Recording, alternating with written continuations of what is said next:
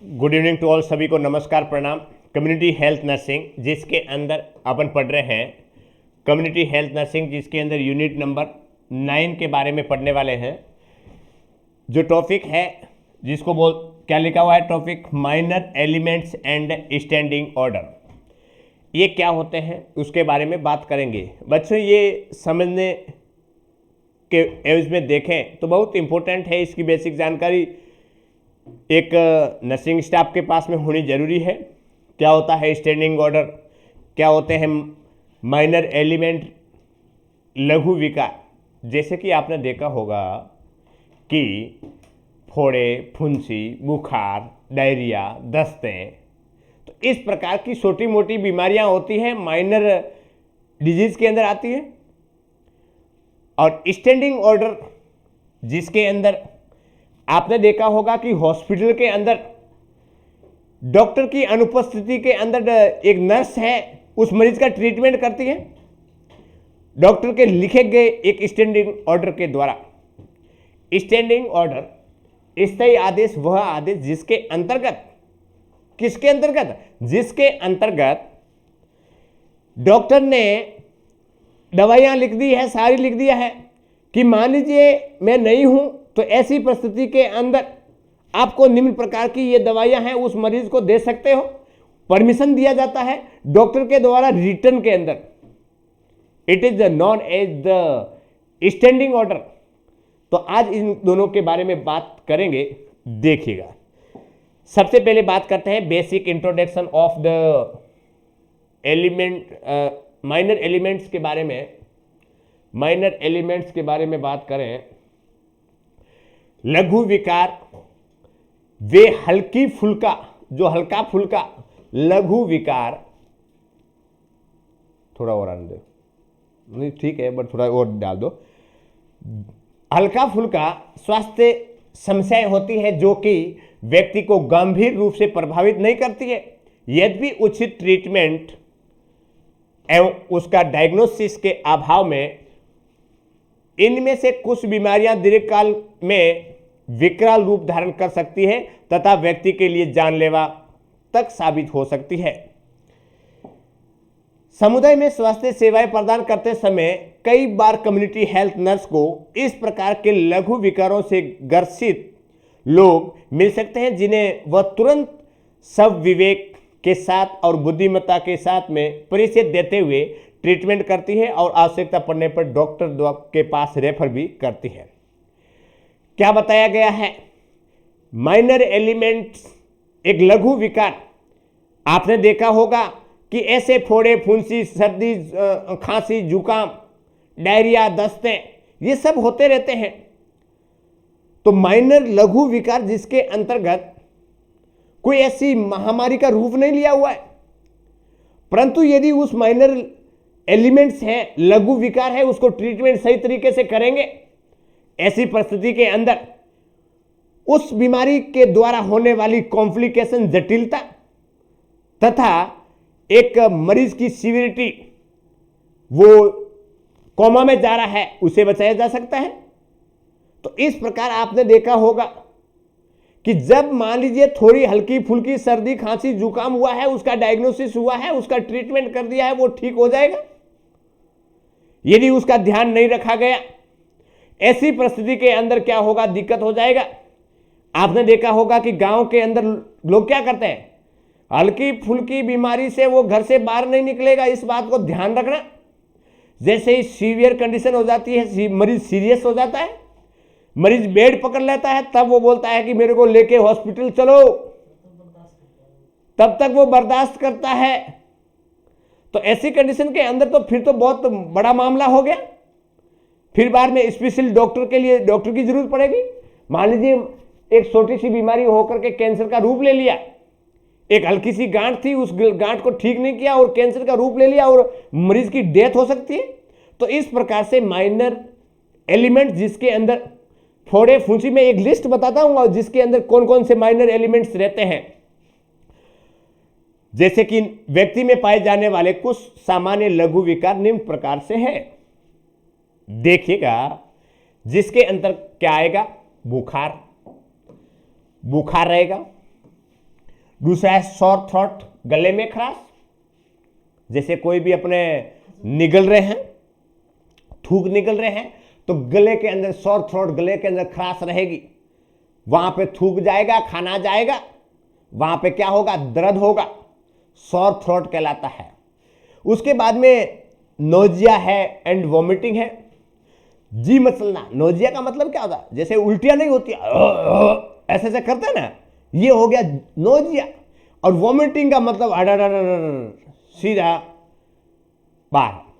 तो इस प्रकार से नोजिया है, वॉमिटिंग है, ए माइल्ड इंजुरी है, हीट स्ट्रोक, लू लगना, मोस्टली ऐसी जगह पे जहां पे गर्मी ज्यादा पड़ती है। जैसे आपने देखा होगा राजस्थान के अंदर बाड़मेर जैसलमेर जो डिस्ट्रिक्ट है, वहां पे इतनी गर्मी पड़ती है, इतनी गर्मी पड़ती है, जिसकी वजह से उस मरीज को हीट स्ट्रोक हो जाता है। यह भी एक बीमारी है। कॉन्स्टिपेशन है, डायरिया है, कंजक्टिवाइटिस है। देखिएगा बच्चों, एक हमेशा ध्यान रखिएगा, जब आप पढ़ते हैं उस परिस्थिति के अंदर आपको बेसिक जानकारी लेना है तो आपके पास में टाइम लगेगा, आपको टाइम लगेगा। अब आज हीरालाल बोल देगा कि नहीं मैं आज पूरा जीएनएम कंप्लीट कर लूंगा, नहीं होगा, क्योंकि इसके लिए थोड़ा टाइम की रिक्वायरमेंट होगी, आपको समय देना होगा। आप शॉर्टकट की तरफ अपनाओगे तो नहीं हो पाएगा। जैसे कि मैं कहूं कंजक्टिवाइटिस क्या है, इसके अंदर बच्चों ये ध्यान रखना है कि मैंने आपको कई बार बताया है कि जिस वर्ड के पीछे ITIS लगा रहता है उसका मतलब क्या हुआ, इन्फ्लामेशन। जिस वर्ड के पीछे ITIS लगा रहता है उसका मतलब है इन्फ्लामेशन। और conjunctiva is a layer of the eye, आंखों की लेयर है, कंजक्टिवा है।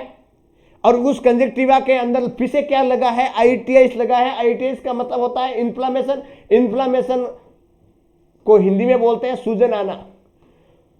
तो आंखों की सूजन आई है, a conjunctiva is a inflammation of the conjunctiva of the eye, आंखों के अंदर सूजन आना। अब आंखों के अंदर सूजन आना, if any type of the infection, if any type of the संक्रमण। तो देखिएगा क्या लिखा हुआ है, आंखों का संक्रमण, कान में दर्द, ईयर एक, कान में असामान्य सिक्रेशन आना, एबनॉर्मल, उसको नीचे डाल दो, abnormal year discharge, common cold जिसको जुकाम, दांतों में दर्द, टूथ एक, आंख में विजातीय वस्तु प्रविष्ट होना, foreign body in the I,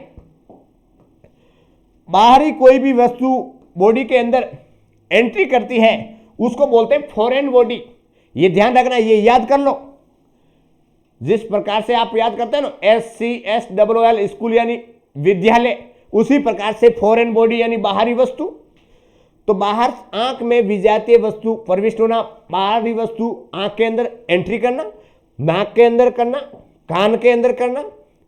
otitis media जो middle ear of the middle ear का इन्फ्लामेशन जिसको बोलते हैं otitis media, inflammation of the middle ear of the year. उसके बाद में एब्डोमिनल पेन, इंडाइजेशन, अपच, जैसे खाना खा लिया डाइजेस्ट नहीं हुआ, इंडाइजेशन हो गया, पीठ में दर्द हो गया, बर्निंग मिक्सचुरेशन। बर्निंग मिक्सचुरेशन का मतलब होता है मूत्र त्यागते समय दर्द होना। मूत्र के अंदर क्या होगा, मूत्र करते टाइम में क्या होगा, जलन होगा। पेडिकुलोसिस मतलब जुएं पड़ जाती है। Skin infection, mouth ulcer, ulcer का मतलब होता है घाव, ध्यान रखना, माउथ के अंदर घाव हो गए, छाले हो गए, ठीक है। उसके बाद में जेनिटल डिस्चार्ज। इनमें से कुछ लघु विकारों के द्वारा कम्युनिटी हेल्थ नर्स के द्वारा प्रदान की जाने वाली स्थायी आदेश जिसको बोलते हैं स्टैंडिंग ऑर्डर का संक्षिप्त वर्णन इसी अध्याय में आगे किया गया है। अब बात करते हैं जिसके अंतर्गत अभी आपने पढ़े, क्या पढ़े, अभी आपने ये पढ़े माइनर एलिमेंट्स, कुछ ऐसे लघु विकार होते हैं, उसकी एक लिस्ट बताया मैंने आपको।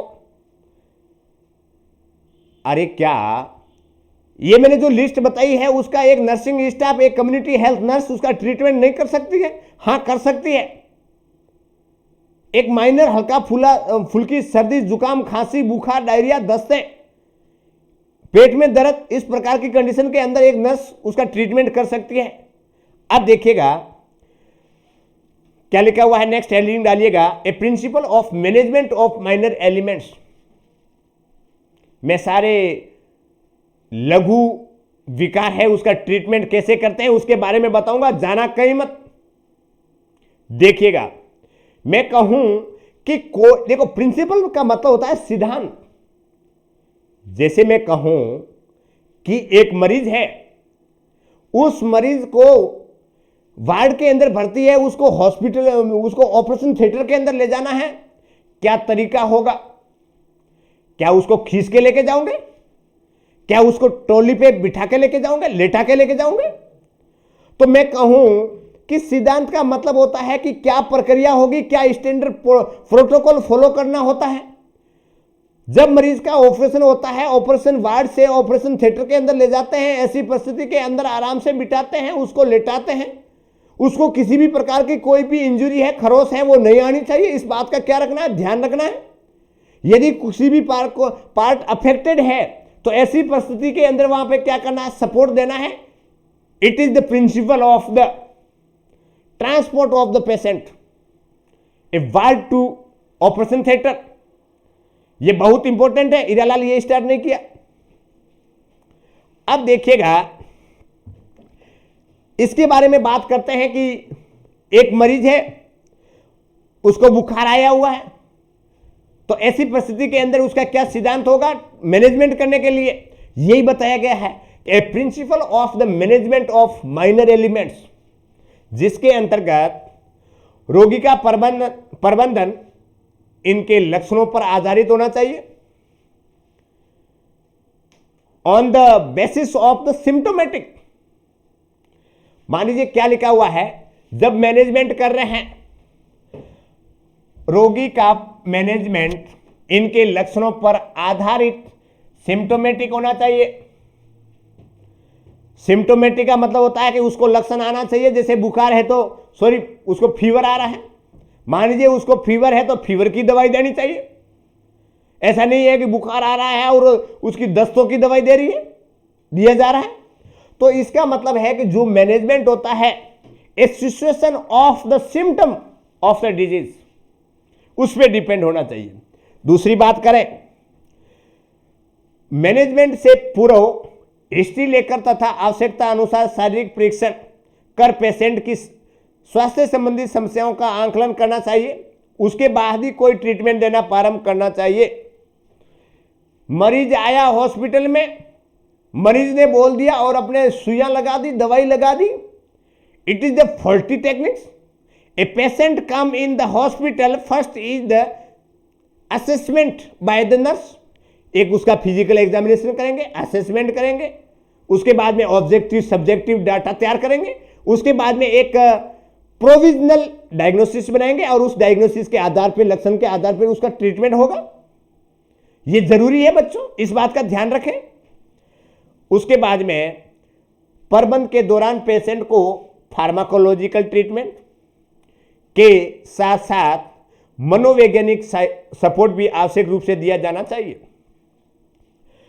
फार्माकोलॉजिकल ट्रीटमेंट वह ट्रीटमेंट जिसके अंतर्गत दवाई, गोली, टिकिया दी जाती है। साइकोलॉजिकल सपोर्ट वह सपोर्ट जिसके अंदर मरीज के अंदर मेंटली जो स्ट्रेस हुआ है, उसको तनाव को कम करने के लिए सहारा दिया जाता है। जैसे मान लीजिए बुखार आया, पीसीएम की टेबलेट दे दी, उसको कंफर्टेबल पोजीशन दे दिया, उनको साइकोलॉजिकल सपोर्ट में यह बताया गया कोई दिक्कत नहीं है, घबराने की दिक्कत नहीं है, बिल्कुल ठीक हो जाओगे, ये हल्की सी दवाई दी है, उसके बाद में सारा पैरामीटर ठीक है, किसी कारणवश से गड़बड़ घोटाला हुआ है तो वो ठीक हो जाएगा। तो इस प्रकार से उसको बता सकते हैं, उसको साइकोलॉजिकल सपोर्ट कर सकते हैं, उसको विश्वास दिला सकते हैं कि हाँ अब कोई दिक्कत होने वाली नहीं है, मैं सही जगह पे पहुंच गया हूं। तो ये देना जरूरी होता है। उसके बाद में रोगी को स्वास्थ्य देखभाल प्रदान करते समय एक स्ट्रिक्ट असेप्टिक टेक्निक का यूज किया जाना चाहिए। एक स्टैंडर्ड प्रोटोकॉल ये कहता है कि जब कभी भी किसी भी प्रकार के मरीज का ट्रीटमेंट करते हैं, असेसमेंट करते हैं, डायग्नोसिस करते हैं, उसका नर्सिंग इंटरवेंशन किया जाता है, उस मरीज के ऊपर कार्य किया जाता है, तो ऐसी परिस्थिति के अंदर सबसे पहले हैंड वॉशिंग करना है। उसके बाद में स्ट्रिक्ट असेप्टिक टेक्निक अपनाना है ताकि किसी अपन की वजह से उस मरीज को इन्फेक्शन न फैले। तो स्ट्रिक्ट असेप्टिक टेक्निक का यूज करना भी जरूरी होता है। रोगी को मेडिसिन देते समय 5 राइट का पालन करना है, 5 सही नियम का पालन करना है। बच्चे यहां पे कट गया है, सही नियम, जैसे कि right patient, right route, right drugs, right dose. ठीक है, तो ये जो 5 राइट्स है, 5 राइट्स कौन कौन से हैं? राइट पेशेंट, पहले डोज नहीं आएगा, right patient, right dose, right medicine, उसके बाद में राइट टाइम, और उसके बाद में राइट रूट। कितना हुआ? 1 2 3 4 5। ये 5 राइट्स होते हैं, सही 5 नियम है। मैंने इसका भी वीडियो मैं आपको भेज दूंगा, या केपी ऑनलाइन नर्सिंग क्लासेस के अंदर आप प्रीवियस क्लास के अंदर आप देख सकते हो। मैंने 5 राइट्स के बारे में बताया हुआ है। सबसे पहले कंफर्म करना है कि वही मरीज है कि नहीं है। दूसरा है कि डॉक्टर ने कितना डोज लिखा है, या स्टैंडिंग ऑर्डर है तो उसमें लिखा हुआ होगा। उसके बाद में राइट मेडिसिन, कौन सी दवाई है, उस दवाई का नाम क्या है, क्योंकि आपने देखा होगा कि आजकल मिलती जुलती दवाई बहुत आती है, थोड़ा सा ही फर्क रहता है। दूसरा है किस समय देना है, उसके बाद में है कौन से मार्ग से देना है। तो ये 5 राइट्स है, उसका ध्यान रखना है। हालांकि ये लघु विकार हल्की फुल्की बीमारियां होती हैं, परंतु उपयुक्त एप्रोप्रिएट ट्रीटमेंट के अभाव में विकराल रूप धारण कर सकती है। अतः इसका समय पर प्रॉपर डायग्नोस्टिक और ट्रीटमेंट करना अति आवश्यक होता है। आवश्यकता के अनुसार रोगी और उसके परिजनों को हेल्थ एजुकेशन देना है। रोगी को पर्याप्त आराम का ध्यान रखना है। तुलनात्मक अधिक गंभीर रोगी, मोर सीवियर पेशेंट को पहले ट्रीटमेंट दिया जाना चाहिए। आवश्यकता अनुसार ट्रीटमेंट उपलब्धता सुनिश्चित करने के लिए रोगी को तुलनात्मक उच्च संसाधनों युक्त हॉस्पिटल में रेफर कर देना चाहिए। ये एक किसी भी प्रकार की हल्की फुल्की बीमारी का ट्रीटमेंट करने का एक प्रिंसिपल है, एक स्टैंडर्ड प्रोटोकॉल है, एक सिद्धांत है, जिसके अंदर इसमें यह बताया गया था कि एक प्रायोरिटी के अकॉर्डिंग उस मरीज का ट्रीटमेंट करना है। मान लीजिए ऐसी कंडीशन जिसके अंदर मरीज सीवियर है, ऐसी परिस्थिति के अंदर फर्स्ट एड देखने के बाद में उसको पेशेंट को हायर सेंटर रेफर करना होगा। ठीक है, तो ये बेसिक प्रोटोकॉल है, पॉइंट्स है। मैनेजमेंट के दौरान इस बात को क्या रखना है, ध्यान रखना है। अब बात करते हैं, मैंने अभी आपको बताया एक basic introduction of minor elements, लघु विकार। लघु विकार की लिस्ट बताया कि ये इतने प्रकार के लघु विकार हो सकते हैं।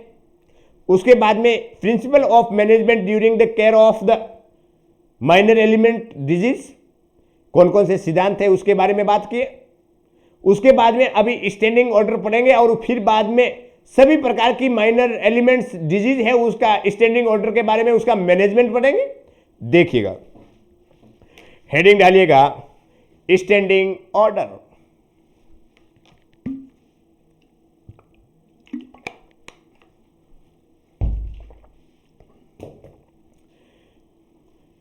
इसका डेफिनेशन बहुत इंपॉर्टेंट है बच्चों।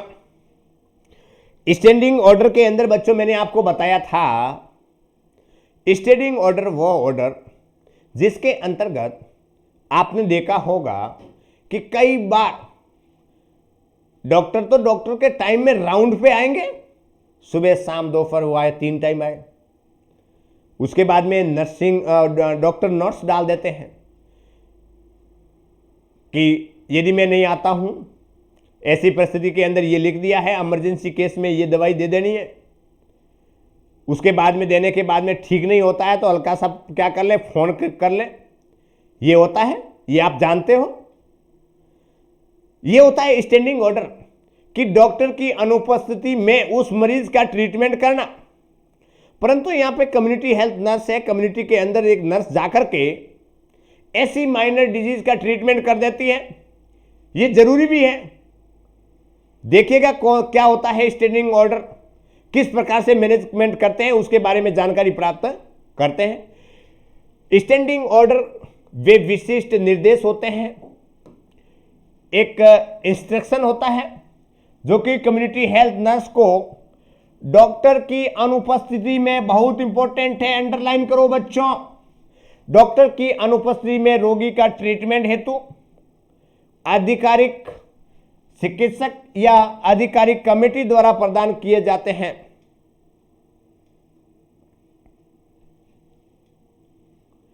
इसके अंदर क्या लिखा है कि स्टैंडिंग ऑर्डर वे विशिष्ट निर्देश होते हैं जो कि कम्युनिटी हेल्थ नर्स को डॉक्टर की अनुपस्थिति में रोगी के ट्रीटमेंट हेतु डॉक्टर या एक टीम के द्वारा उनको दिए गए आदेश होते हैं, निर्देश होते हैं, जो रिटन में होते हैं। उनको बताया जाता है कि आप हमारी अनुपस्थिति में ये कर सकते हो, कोई दिक्कत नहीं होगा। परंतु इसके लिए एक एक्सपीरियंस होना चाहिए, एक अनुभव की रिक्वायरमेंट होगा, एक बेसिक जानकारी नहीं, उनके साथ साथ में अनुभव होना जरूरी है। सारी बातें उनको मालूम होनी चाहिए। जैसे कि मान लीजिए एक टिकिया देते हैं, एक टेबलेट देते हैं, आप उसके बारे में जानते ही नहीं है तो क्या जानोगे। तो इस प्रकार से सारी मेडिसिन है, उस मेडिसिन के बारे में आपको जानकारी जरूरी होनी चाहिए। जैसे कि ये दवाई किस उम्र के अंदर कितना mg कितना ml देंगे, किस रूट से देंगे, क्या उस बीमारी उस जो टिकिया है, टेबलेट है, उसका क्या एलर्जी हो सकती है, क्या साइड इफेक्ट हो सकते हैं, कब कब कितने टाइम के बीच में देना चाहिए, ये सारी बेसिक जानकारी नर्स के पास में होनी चाहिए। ठीक है। तो स्टैंडिंग ऑर्डर वो ऑर्डर जिसके अंदर किसी डॉक्टर के द्वारा डॉक्टर की अनुपस्थिति के अंदर दिए गए निर्देश है, जिसके अंदर ये बहुत उपयोगी निर्देश होते हैं, जिनका उपयोग कम्युनिटी हेल्थ नर्स घर, मेले, विद्यालय, कॉलेज, अन्य सार्वजनिक स्थल आदि स्थानों पर रोगी को डॉक्टर की अनुपस्थिति में स्वास्थ्य देखभाल प्रदान करने के लिए करती है। ये निर्देश प्राय लिखित रूप से होते हैं। Importance of the standing order क्या होता है, इंपॉर्टेंस महत्व क्या है, इस प्रकार के स्टैंडिंग ऑर्डर किसी के द्वारा क्यों दिया जाता है। लोग डॉक्टर की कमी होने की वजह से, जैसे मान लीजिए मैं कहूं कि मेरे पास में नॉलेज है तो मैं क्या उस मरीज का ट्रीटमेंट एक शुरुआती कंडीशन के अंदर नहीं कर सकता, कर सकते हैं। तो डॉक्टर की अनुपस्थिति के अंदर माइनर एलिमेंट्स, लघु विकारों का ट्रीटमेंट करना, उनका एक निर्देश दिया जाता है, ये रिटन में लिखे हुए होते हैं, जिससे कि किसी भी प्रकार का कोई भी परिस्थिति के अंदर मरीज के साथ में कुछ होता है तो उसके लिए एक लीगल रूप से नर्स होती है, वो प्रोटेक्शन के रूप में रहती है। Importance of the standing order जिसके अंदर लिखा हुआ है, स्टैंडिंग ऑर्डर डॉक्टर की अनुपस्थिति में रोगी को प्राथमिक स्वास्थ्य देखभाल प्रदान करने के लिए सहायक होते हैं। यहां पे बच्चों लिखा हुआ है प्राथमिक स्वास्थ्य देखभाल, primary health care. Primary health care वह केयर जिसके अंतर्गत मरीज को फर्स्ट एड दिया जाता है, मरीज को होने वाली माइनर बीमारी को रोका जा सकता है, उसका एक बेसिक ट्रीटमेंट किया जाता है। जैसे कि बच्चों मैं कहूं कि एक एक्सीडेंट होता है, उस एक्सीडेंट के अंदर मरीज को एक्सीडेंट होने की वजह से उसका फ्रैक्चर हो जाता है, उस परिस्थिति में उस मरीज को ब्लीडिंग होने लग जाती है, तो उसके लिए डॉक्टर का निर्देश का पालन करेंगे क्या? इस स्टैंडिंग ऑर्डर का पालन किया जाता है। सबसे पहले stop the bleeding by the clothes, रुमाल, बैंडेज के द्वारा उसको ब्लीडिंग को कम करेंगे, रोकेंगे। सपोर्ट द फ्रैक्चर पार्ट, जहां पे फ्रैक्चर हुआ है, हड्डी टूटी है, उसको सपोर्ट देंगे, खपची बांधेंगे। उसके बाद में call to ambulance for refer to further treatment, give the analgesic drugs to prevent the pain. तो इस प्रकार से इंसर्ट कैनुला एंड गिवन या administration of the IV fluid to decrease the to prevent the dehydration.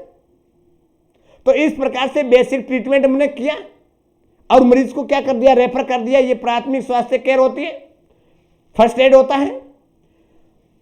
तो इसके लिए ये जरूरी होता है, हेल्पफुल होते हैं स्टैंडिंग ऑर्डर। ये रोग की जटिलता होने और गंभीर रूप धारण करने से रोकते हैं।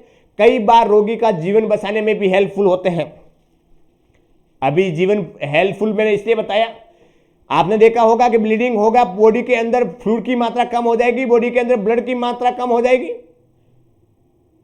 हाइपोवोलेमिक शॉक कंडीशन उत्पन्न हो सकती है, मरीज का बीपी कम हो जाएगा, मरीज का बेहोश हो जाएगा, कोमा में चला जाएगा, मर भी जा सकता है, होने वाली डेथ को रोका जा सकता है। किसके द्वारा? स्टैंडिंग ऑर्डर के द्वारा। इसलिए ये इंपॉर्टेंट है, महत्व है। उसके बाद में होने वाली कॉम्प्लिकेशन, मरीज कम्युनिटी के अंदर खचू खचू करता है, उसका प्रॉपर डायग्नोसिस किया, उसको हेल्थ एजुकेशन दिया, उसको रेफर करके हॉस्पिटल भेज दिया, उसका ट्रीटमेंट हुआ, टीबी निकला, टीबी की दवाई दिया और ठीक हो गया। यदि मैं कहूं कि टीबी शुरुआती कंडीशन में ठीक हो जाती है तो उसको कम टाइम लगेगा, उसकी कॉम्प्लिकेशन नहीं होगी। तो इस प्रकार से किसी भी प्रकार की कोई भी कॉम्प्लिकेशन तथा जाने वाली जान से बचाया जा सकता है। ये डॉक्टर सेवाओं के लेवल को सुदृढ़ बनाते हैं, ये चिकित्सा सेवाओं के लेवल को सुदृढ़ बनाते हैं। मैं कहूं कि इस प्रकार से कम्युनिटी के अंदर होने वाली सभी प्रकार की माइनर डिजीज का ट्रीटमेंट कर दिया जाए। मान लीजिए कोई भी संक्रमण है, इन्फेक्शन है, सर्दी खांसी जुकाम है, उसका ट्रीटमेंट करेगा तो एक पर्सन से दूसरे पर्सन के अंदर वो संक्रमण नहीं जाएगा और वो संक्रमण आगे जाकर के एक बीमारी का रूप ले सकता है। क्या मालूम वो संक्रमण ही बीमारी है। इस प्रकार से एक हेल्थ लेवल को इंप्रूवमेंट किया जा सकता है माइनर एलिमेंट्स की बीमारी को ठीक करने से। तो इस प्रकार से एक चिकित्सा सेवाएं हैं वो सुदृढ़ होती है, मजबूत होती है। ये जन समुदाय में चिकित्सा और स्वास्थ्य तंत्र के प्रति विश्वास की भावना विकसित करते हैं। अब स्टैंडिंग ऑर्डर के द्वारा यदि मेरे को स्टैंडिंग ऑर्डर बता दे, डॉक्टर बोल दे कि आपको उस कम्युनिटी के अंदर पूरा पूरा कार्य करना, मैं करूंगा। मेरे अंदर एक कॉन्फिडेंस आएगा कि डॉक्टर का ऊपर हाथ है, अपने कोई दिक्कत नहीं है। तो इस प्रकार से एक क्या होती है, मेडिकल एंड हेल्थ सिस्टम के प्रति विश्वास की भावना होती है कि हम भी किसी मरीज का ट्रीटमेंट कर सकते हैं, मैं भी कुछ हेल्थ के प्रति लोगों को जागरूक कर सकता हूं, ठीक कर सकता हूं। डॉक्टर की अनुपस्थिति में नर्स द्वारा रोगी की प्राथमिक स्वास्थ्य देखभाल प्रदान करने से चिकित्सा दायित्वों का डिसेंट्रलाइजेशन होता है, जो कि स्वास्थ्य सेवाओं की गुणवत्ता की वृद्धि में सहायक होते हैं। मैं कहूं कि इस प्रकार के स्टैंडिंग ऑर्डर के द्वारा एक कम्युनिटी के अंदर होने वाले माइनर एलिमेंट्स को ठीक करने से और उसके बाद में ये सभी जगह इस प्रकार से स्टैंडिंग ऑर्डर होने की वजह से एक डिसेंट्रलाइजेशन होता है, जिसकी वजह से हेल्थ क्या होगा, हेल्थ इंप्रूवमेंट होगा। नर्स द्वारा सब विवेक से रोगी को प्राथमिक उपचार दिए जाने के कारण उसमें जिम्मेदारी की भावना का विकास होता है और उसका आत्मविश्वास भी बढ़ता है। मैं कहूं कि जो पर्सन एक अपने खुद के विवेक के अनुसार, अपने अनुभव के अनुसार उस मरीज का सिम्टोमेटिक ट्रीटमेंट करते हैं, सिम्टोमेटिक उसका असेसमेंट किया जाता है, आंकलन किया जाता है, प्लानिंग बनाई जाती है, उसका नर्सिंग इंटरवेंशन किया जाता है, उसका मूल्यांकन किया जाता है, मरीज ठीक हो जाता है। इस प्रकार से मैं कहूं कि किसी मरीज का बीमारी के प्रति उसको दवाई देकर के ठीक करने से एक कॉन्फिडेंस बढ़ेगा, आत्मविश्वास बढ़ेगा, समुदाय के स्वास्थ्य लेवल में गुणवत्ता और मात्रात्मक सुधार होता है। क्या क्वालिटी एंड क्वांटिटी दोनों के अंदर क्या होता है, इंप्रूवमेंट होता है। ये थे importance of the standing order. आया समझ में बच्चों? अब एक एक बीमारी के बारे में स्टार्ट करते हैं। देखिएगा बच्चों, ये वीडियो थोड़ा सा लंबा हो सकता है, परंतु एक वीडियो के अंदर मैं सारी बातें बता दूं ताकि आपको इधर उधर घूमने की जरूरत नहीं, एक यूनिट में कंप्लीट आपका कर दूं ताकि नेक्स्ट यूनिट के अंदर अपन कल आ जाए।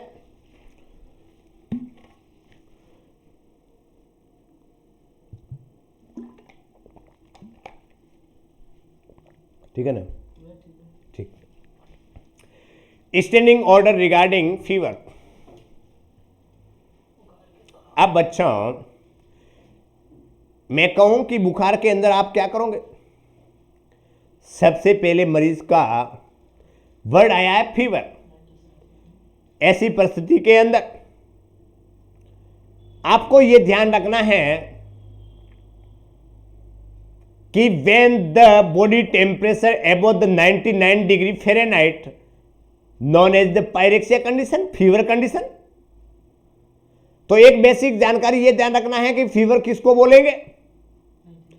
उस कंडीशन में मरीज का असेसमेंट करेंगे, हिस्ट्री कलेक्शन करेंगे। अब हिस्ट्री कलेक्शन करने के बाद में बुखार आ रहा है, ऐसी कंडीशन के अंदर उसको फार्माकोलॉजिकल ट्रीटमेंट देंगे, पीसीएम की टेबलेट देंगे, 500 mg देंगे, डोलो 650 देंगे। मैं कहूं कि कोई भी डिजीज होती है, उस डिजीज के बीच में जो दवाई दी जाती है उस दवाई का गैप कितना होना चाहिए? कम से कम 6 घंटा। तो पहले पीसीएम टेबलेट दे दिया, ठीक नहीं हुआ तो 6 घंटा के बाद में वापस दे सकते हैं। बॉडी एक हो रहा है, शरीर के अंदर दर्द हो रहा है, एनाल्जेसिक ड्रग्स दे देंगे। एनाल्जेसिक ड्रग्स के अंदर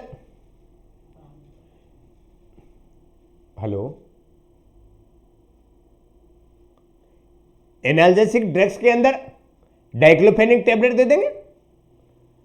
दूसरे मैं कहूं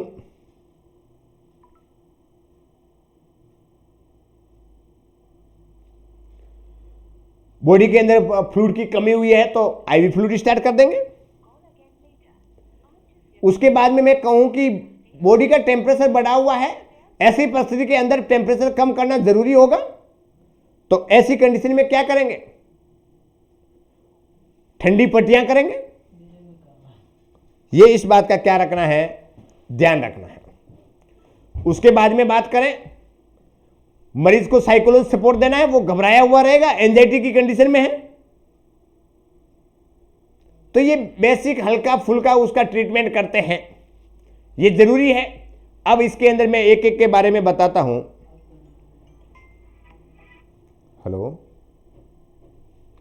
हेलो जी बोलिए। हाँ उनको भेज दो। ठीक है, पंडित जी को बोला हुआ है मैंने। ठीक।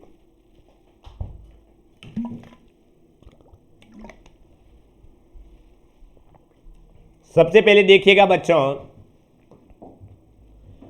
थोड़ा सा बड़ा कर देता हूं। ओहो, हेडिंग डालिएगा standing order regarding to fever. कोई ज्यादा बड़ी बात नहीं है बच्चों। सबसे पहले वाइटल साइन चेक करेंगे। जब कभी भी मरीज है उसका सबसे पहले असेसमेंट करते हैं तो वाइटल साइन चेक करते हैं। वाइटल साइन वह साइन जिसके अंतर्गत टेम्परेचर, नाड़ी दर, श्वसन दर, ब्लड प्रेशर, जिसके अंदर मैं बोल दूं TPR, temperature, pulse, respiration, blood pressure, ठीक है, तो ये होते हैं वाइटल साइन। अरे बच्चों मैं कहूं कि बॉडी के अंदर टेम्परेचर, पल्स, रेस्पिरेशन और ब्लड प्रेशर के द्वारा मालूम कर सकते हैं, ये कार्डिनल साइन होते हैं। स्लाइटली वेरिएशन आने की वजह से बॉडी के अंदर कुछ गड़बड़ घोटाला चल रहा है, तो ये क्या हो गए? ऊपर नीचे होने लग जाएंगे। ऊपर नीचे का मतलब कूदने नहीं लग जाएंगे,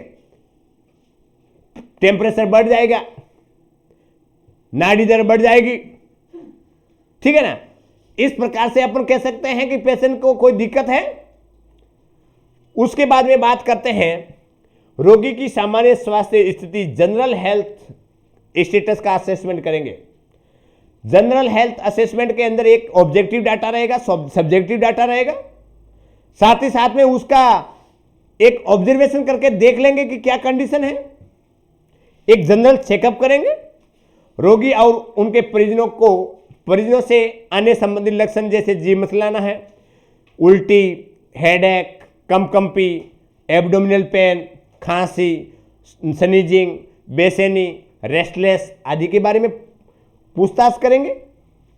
मान लीजिए बुखार की कंडीशन के अंदर है तो उस मरीज को नहीं पूछते अपन, कोई भी आता है पूछते की दिक्कत छे, की भेले, की होवे छे, है ना। तो इस प्रकार में आपको क्या दिक्कत है वो बताएगा। रोगी को आरामदायक वातावरण में आरामदायक कंफर्टेबल पोजीशन प्रदान करेंगे।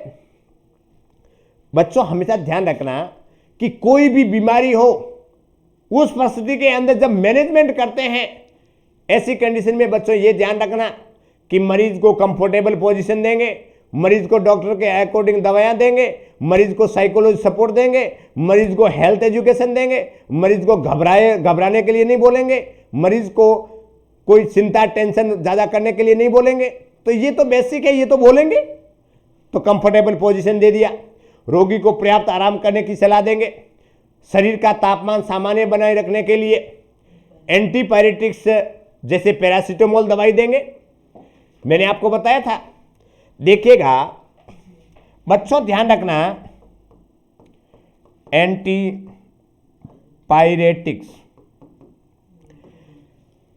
Pyretic is related to fever, pyrexia. Anti का मतलब होता है विपरीत, तो बुखार को कम करने वाली दवाई एंटीपायरेटिक्स ड्रग्स कहलाती है, जिसके अंदर कौन सी दवाई रहेंगी, पैरासीटामोल। उसके बाद में आवश्यकता अनुसार रोगी को कोल्ड स्पंजिंग करेंगे। अब कोल्ड स्पंजिंग का मतलब यह हुआ ठंडी पट्टियां करेंगे।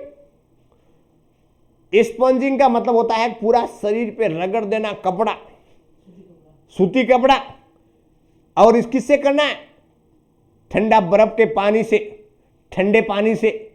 तो इस प्रकार से ठंडे पानी से शरीर को पूरा मैपिंग कर देते हैं, पोंछते हैं, तो बोलते हैं उसको कोल्ड स्पंजिंग। तो मरीज का क्या करेंगे, कोल्ड स्पंजिंग करेंगे। मोस्टली यहां पे सिर पे पट्टियां रखेंगे, यहां पे होता है। उसके बाद में कहां रखेंगे, यहां एक्सिलर पार्ट में यहां रखेंगे, यहां पे रखेंगे।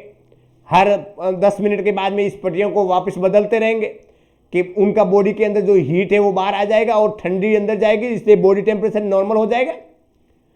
ये तो करते हैं सब लोग, आप जानते हो, फिर भी मेरे से बुलाते हो। उसके बाद में रोगी को अधिकाधिक मात्रा में तरल पदार्थ देना है, लिक्विड जरूरी है। मलेरिया पैरासाइट की पहचान हेतु रोगी को ब्लड सैंपल लेना है, कहीं बुखार तो नहीं हो गया, सॉरी मतलब उसको मलेरिया तो नहीं हो गया, तो इसलिए क्या करेंगे, मलेरिया की जांच के लिए ब्लड सैंपल ले लिया। रोगी को हल्का और आसानी से पचने वाला इजीली डाइजेबल आहार देंगे। रोगी को थोड़ा थोड़ा भोजन बार बार में देंगे। रोगी की स्थिति में सुधार नहीं हो पाने पर किसी भी बड़ी बीमारी की आशंका होने पर डॉक्टर को दिखाने की सलाह देंगे। रोगी एवं परिजनों को साइकोलॉजी सपोर्ट देंगे। अब देखिएगा आपने क्या किया, आपने कुछ नहीं किया। आपने क्या किया, बुखार के अंदर सबसे पहले असेसमेंट किया। असेसमेंट करने के अंदर आपने सब्जेक्टिव ऑब्जेक्टिव डाटा कलेक्शन किया, सारी हिस्ट्री उनके मरीज से उनके रिलेटिव से प्राप्त की। उसके बाद में बुखार है तो बुखार की दवाई दे दी। उसके बाद में ठंडी पट्टियां कर दी, जिसको पूरा शरीर को पोंछ दिया, कोल्ड स्पंज बोलते हैं जिसको, ये कर दिया। साइकोलॉजी सपोर्ट कर दिया, मरीज को कंफर्टेबल पोजीशन के अंदर लेटा दिया। उसके बाद में यदि दर्द है तो दर्द का दवाई दे दो, टैबलेट दे दो। तो इस प्रकार से एक स्टैंडिंग ऑर्डर के द्वारा उस मरीज का फीवर को कम करने के लिए बोला गया। यदि बुखार अभी भी नहीं उतर रहा है, ऐसी परिस्थिति के अंदर एक बार अपन बोलेंगे, उसको हेल्थ एजुकेशन देंगे कि डॉक्टर को थोड़ा सा दिखा देना, कहीं गड़बड़ घोटाला लग रहा है, डॉक्टर को दिखा देगा, ठीक हो जाएगा। ठीक है, आ गया फीवर के बारे में समझ में। नेक्स्ट, गले में खराश के दौरान स्टैंडिंग ऑर्डर। गले के अंदर खराश का मतलब क्या हुआ, जैसे ही अपन थूक को निकलते हैं, खाना खाते हैं, पानी पीते हैं, ऐसी परिस्थिति के अंदर यहां पे टॉन्सिल है, उसके पास में क्या होगा, दर्द होगा, जलन होगी। ये बोलते हैं सॉर थ्रोट, गले में खराश। अब इसका कैसे मैनेजमेंट करेंगे देखिएगा। रोगी के वाइटल साइन का आंकलन करेंगे, ये जरूरी है, ये तो सभी प्रकार की बीमारी के अंदर करेंगे। अब देखिएगा बच्चों, सबसे पहले वाइटल साइन करना है, कोई भी मरीज आ जाए, भले बिना बीमार आ जाए, समझ में आया? कंपलसरी है। रोगी से संबंधित लक्षण जैसे बुखार है, पेन इन थ्रोट है, भोजन निगलने में दिक्कत हो आदि के बारे में पूछताछ करते हैं। अब सॉर थ्रोट हो रहा है, गले के अंदर खराश है, ऐसी परिस्थिति में अपन बोलेंगे कि खाते टाइम में, पानी पीते टाइम में, थूक निगलते टाइम में दिक्कत होता है, मरीज लटका लेगा, ऐसा बोलेगा हाँ हो रहा है।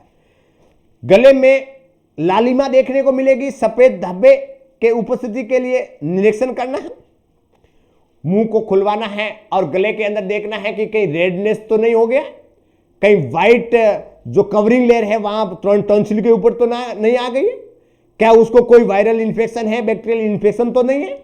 तो यदि कोई भी इन्फेक्शन है तो वहां पे रेडनेस देखने को मिलेगी, ये चेक करेंगे। सलाइन गार्गल करने की सलाह देते हैं। सलाइन गार्गल बच्चों गरारे करते हैं। सलाइन, नॉर्मल सलाइन एनएस जिसको बोलते हैं नॉर्मल सलाइन, नॉर्मल सलाइन जिसको एनएस बोलते हैं, ये 500 ml की बोतल आती है बच्चों। अरे बच्चों एनएस आईवी फ्लूइड है, उसके अंदर आपने नहीं देखा है कि एमवीआई है, मल्टीविटामिन का इंजेक्शन है, वो उसके अंदर डालते हैं, पूरा घोल पीला हो जाता है, दवाई चढ़ाते हैं, यही है, देखे होंगे हॉस्पिटल के अंदर। नहीं तो एक बार पास के हॉस्पिटल में जाकर के देख लेना, पानी की बोतल चलाते हैं जिसको आईवी फ्लूइड एनएस बोलते हैं, नॉर्मल सलाइन होता है। अब उसके अंदर उस एनएस से गरारे करनी है, उसके अंदर हल्का सा बीटाडीन डाल देना है, उसके बाद में इस प्रकार से गरारा ऐसे करना है। ऐसे करने से क्या होगा कि वहां पे बीटाडीन है या पानी है वो जाएगा, जिसकी वजह से इन्फेक्शन है तो वो इन्फेक्शन हट सकता है। अंदर कैसे जाएगा? रोगी को बेड पर पर्याप्त आराम करने की सलाह देते हैं, कंफर्टेबल पोजीशन, बेड रेस्ट बोलते हैं करने के लिए। रोगी, यदि रोगी को भोजन निगलने में परेशानी हो रही है तो लिक्विड देना है, खीर देनी है बच्चों, खीर हल्की हल्की। आवश्यकता अनुसार रोगी को डॉक्टर को दिखाने की सलाह दी जाती है। अब सबसे पहले मैंने कहूं कि एक कम्युनिटी के अंदर इस प्रकार की कंडीशन हो जाती है तो सबसे पहले बेसिक एक फिजिकल असेसमेंट किया, एक ऑब्जेक्टिव सब्जेक्टिव डाटा तैयार किया, वाइटल साइन चेक किए, उसके अंदर सभी प्रकार की सॉर थ्रोट, गले से संबंधित अपने सारी कंडीशन देख लिया कि कहीं रेडनेस तो नहीं है, कहीं वाइट धब्बे तो देखने को नहीं मिल रहा है। उसके बाद में एक प्राथमिक उपचार के रूप में क्या किया, जो सलाइन गार्गल्स है, गरारे करने के लिए बताया गया। उसके बाद में कोई भी दर्द वर्द हो रहा है, बुखार आ रहा है तो दवाई दे सकते हो, नहीं तो बोलते हैं एक बार हल्का सा डॉक्टर को दिखा दे। तो it is the standing order regarding to sore throat. उसके बाद में अब लग गई किसी मरीज को दस्त है, अब क्या करोगे बताओ? मोस्टली दस्तें बच्चों को लगती है, दस्त लग जाती है जिसको इंग्लिश के अंदर डायरिया बोलते हैं। ऐसी परिस्थिति के अंदर क्या करेंगे? रोगी का वाइटल साइन का आंकलन करना है, ये तो सभी के अंदर करना है, पहली लाइन के अंदर करना है, पहली बार देखते ही मरीज को कर लेना है। गेट पे आए उसका वाइटल साइन चेक स्टार्ट कर देना है, नहीं, उसको बिठाना है, बिठाने के बाद में उसका बीपी, पल्स, टेम्परेचर, रेस्पिरेशन ये सब लेने हैं। रोगी अवरोधता परिणों से दस्तों के प्रारंभ होने का समय, अवधि, ड्यूरेशन, आवृत्ति, फ्रीक्वेंसी आदि के बारे में जानकारी प्राप्त करनी है। बच्चों ये बहुत इंपॉर्टेंट है, ऐसे ही लाइनें लिखी हुई नहीं है, इसका मीनिंग्स होता है, उसका मतलब होता है। देखिएगा, मैं कहूं, आपने देखा होगा कि अलग अलग बीमारी के अंदर अलग अलग प्रकार की दस्तें होती है, अलग अलग कलर की स्टूल पास होता है, ये आप जानते हैं। मैं कहूं कि दस्तें कब स्टार्ट हुई, समय क्या है, प्रारंभ होने का समय कितने दिन हो गए हैं, अवधि क्या है, उसके बाद में फ्रीक्वेंसी कितना है, कितनी बार होती है, कितनी बार स्टूल पास हो रहा है, कितनी बार बाथरूम में, टॉयलेट के अंदर भाग भाग के दौड़ा जा रहा है, क्या उसकी इंटेंसिटी है, तीव्रता क्या है, उसके बारे में जानकारी प्राप्त करते हैं। डिहाइड्रेशन के लक्षणों की उपस्थिति के लिए परीक्षण करते हैं। आपने देखा होगा डिहाइड्रेशन निर्जलीकरण होता है, जिसके अंदर बॉडी के अंदर पानी की कमी हो जाती है, पानी नहीं होता है, जिसकी वजह से कई ऐसे सिम्टम देखने को मिलते हैं। डिहाइड्रेशन की कंडीशन के अंदर जो होठ है वो सूख जाएंगे, उस कंडीशन के अंदर स्किन ड्राई हो जाएगी, उस परिस्थिति के अंदर स्किन टर्गर है, इस प्रकार से स्किन को पकड़ते हैं और छोड़ते हैं तो धीरे धीरे वापस जाएगा। A loss of the skin turgor. यदि छोटा बच्चा है, 1.5 साल से कम उम्र का बच्चा है, तो ऐसी परिस्थिति के अंदर एंटीरियर फोंटानेल है वो डिप्रेस्ड हो जाएगा, कपाल अंदर की तरफ धंस जाएगा। उस परिस्थिति के अंदर सकन आई हो जाएगी, आंखें अंदर की तरफ धंस जाएगी। ये डिहाइड्रेशन के लक्षण है, सिम्टम है बच्चों, इसका परीक्षण करेंगे। और डिहाइड्रेशन दस्तों की कंडीशन के अंदर होगा ही होगा। डिहाइड्रेशन का मतलब है बॉडी के अंदर फ्लूइड की मात्रा कम होना। अब कम कैसे हो रही है? पानी बह रहा है नीचे से, दस्तें लग रही है, पानी मरीज नहीं ले पा रहा है, प्रॉपर रूप से अच्छे से नहीं ले पा रहा है, पानी बाहर ज्यादा निकल रहा है, पानी नहीं पी रहा है, ऐसी परिस्थिति के अंदर दस्ते तो होना नेसेसरी है। उसको देखेंगे। अब दस्ते लग गई तो क्या पिलाते हैं गांव में, आप जानते ही है, ओआरएस का घोल पिलाते हैं। ओआरएस, ओरल डिहाइड्रेशन सॉल्यूशन, इसको याद कर लेना बच्चों। ओरल डिहाइड्रेशन घोल पिलाएं। ओआरएस के एक पैकेट का 1 लीटर पानी में घोल बनाएं, इसे बार बार रोगी को पिलाएं। एक बार ओआरएस बनाने के बाद में 24 घंटे तक उपयोग में लिया जाना चाहिए। उसके बाद में उस बचे हुए घोल को क्या कर देना है? फेंक देना है। ओआरएस पिलाने, ओआरएस तैयार करने का एक स्टैंडर्ड प्रोटोकॉल होता है बच्चों, इस बात का क्या रखें, ख्याल रखें। ओआरएस एक पैकेट आता है जिसके अंदर 1 लीटर पानी के अंदर घोला जाता है। 24 घंटे के अंदर जितना जितना बच्चा पीता है उसको उस हिसाब से उस मरीज को देना है। यदि बच जाता है तो सीधा बाहर फेंक देना है। ओआरएस के पैकेट के उपलब्ध नहीं होने पर रोगी को घर निर्मित होममेड घोल पिलाना चाहिए। इसे घर पर 1 गिलास पानी में 1 चम्मच चीनी, चिटकी भर नमक डालकर तैयार किया जाता है। रोगी के जल और इलेक्ट्रोलाइट बैलेंस को बनाए रखने के लिए नारियल का पानी, वाओ, नारियल का पानी पिलाएंगे बच्चों, इंपॉर्टेंट है। सास, पतली चाय, सादा पानी आदि को बार बार दिया जाना चाहिए। खाने में रोगी को दलिया, खिचड़ी, केला आदि देना चाहिए। उसको तो दस्ते क्या लगी है, उसको तो 5 स्टार होटल से खाना आ रहा है। रोगी और उनके परिजनों को साइकोलॉजी सपोर्ट देना है।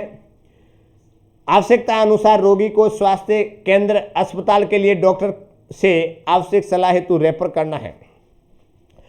अब ओआरएस का घोल दे दिया, कैसे देना है वो भी कर लिया। यदि घोल नहीं है तो घर में होममेड बनाया हुआ सॉल्यूशन, जैसे कि 1 चम्मच चीनी दे दिया, चिटकी भर नमक दे दिया, घोल बना दिया 1 लीटर के अंदर और बार बार उसको पिलाते हैं। उस परिस्थिति के अंदर क्या पिलाएंगे? नारियल का पानी, सास और भी कुछ 2-3 था, सादा पानी, सादा तो पतला चाय, ये सारे उनको एक लिक्विड के रूप में पिलाते हैं। दूसरा सेमी सॉलिड फूड है जिसके अंदर दलिया है, खिचड़ी है, केला है, ठीक है। तो ये हल्का फुल्का liquid diet, semi solid diet उस मरीज को दिया जाता है। उसके बाद में भी कंट्रोल नहीं हो पाता है तो ऐसी परिस्थिति के अंदर डॉक्टर के पास में जाकर के एक बार बेटर ट्रीटमेंट के लिए उसको दिखाया जाता है।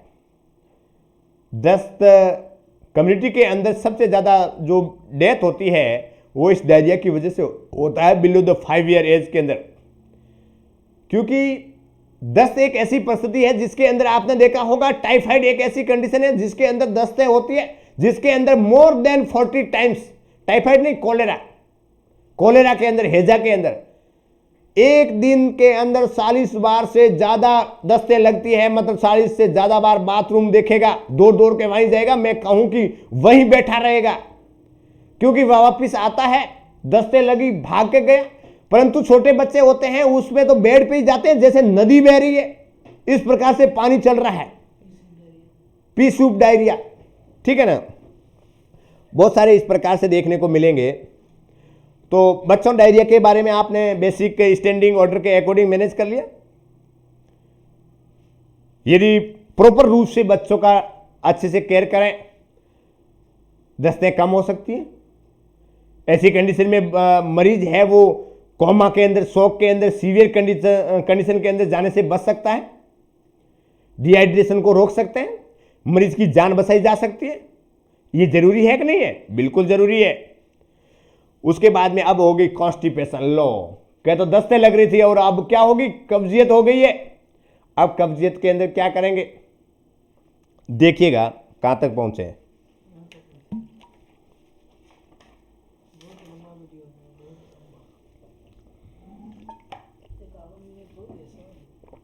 एक घंटा है वो तब बता देना, उसके बाद में 5 सेकंड कर देंगे। देखिएगा कब्ज के दौरान इससे आदेश क्या है? अब कॉन्स्टिपेशन हुआ है।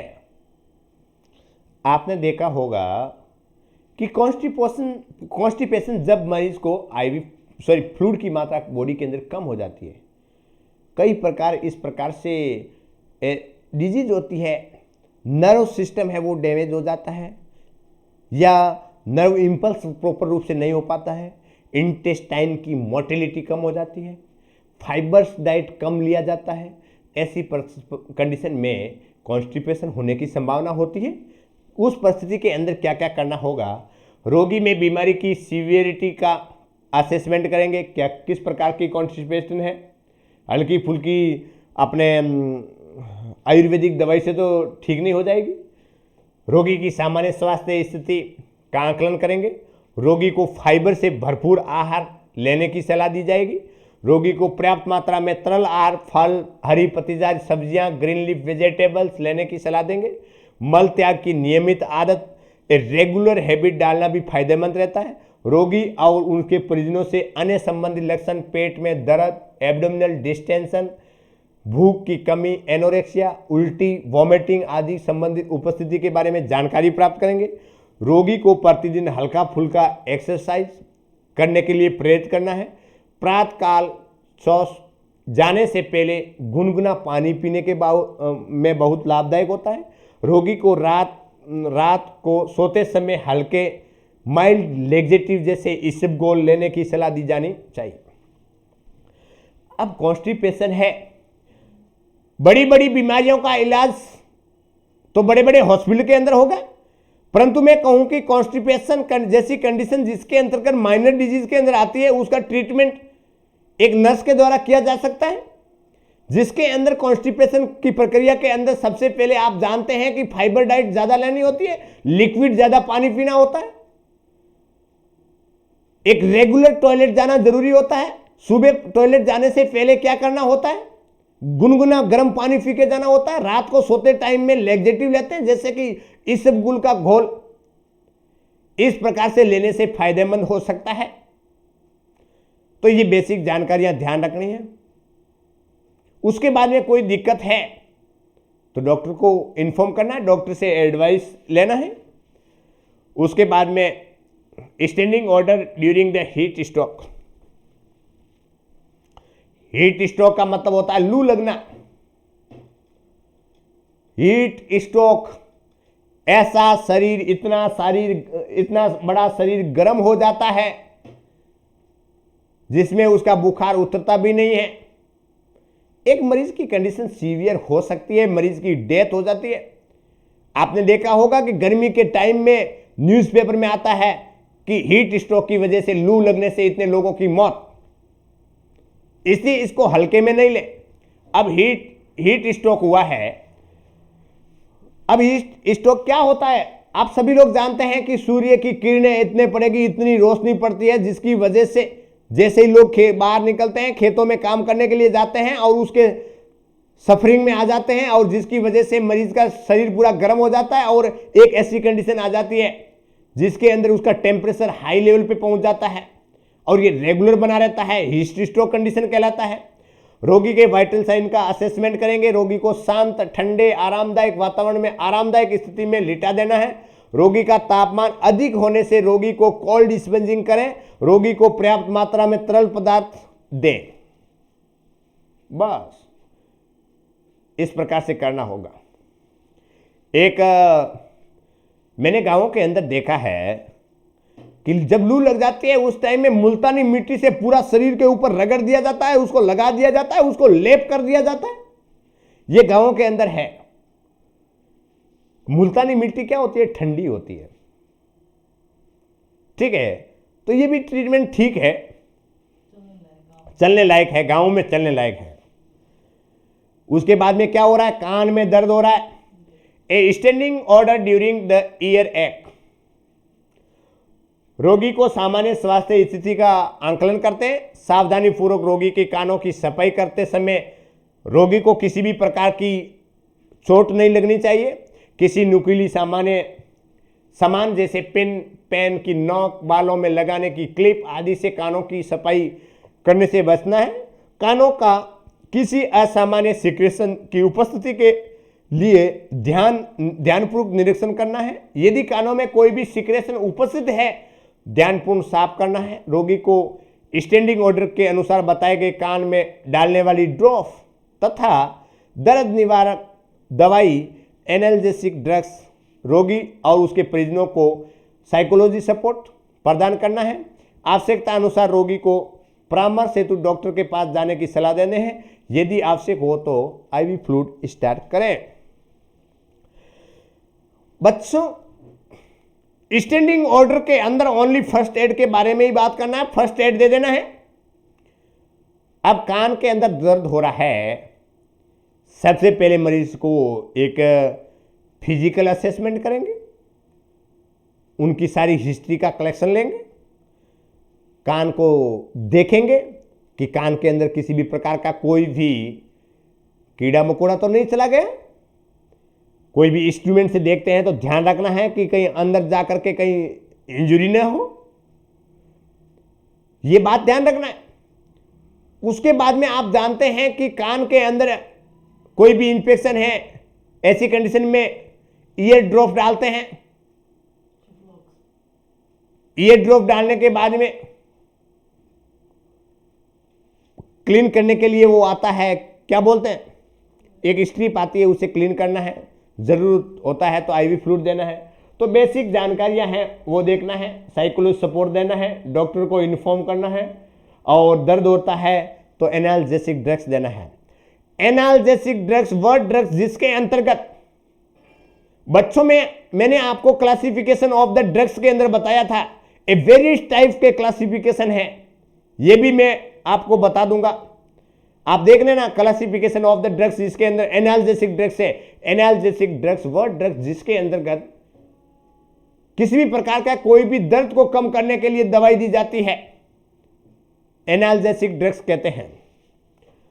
तो ये सारा बेसिक जानकारियां तथा दवाइयां हैं वो उस मरीज को देंगे। ठीक है, कहां तक पहुंचे? उसके बाद में देखिएगा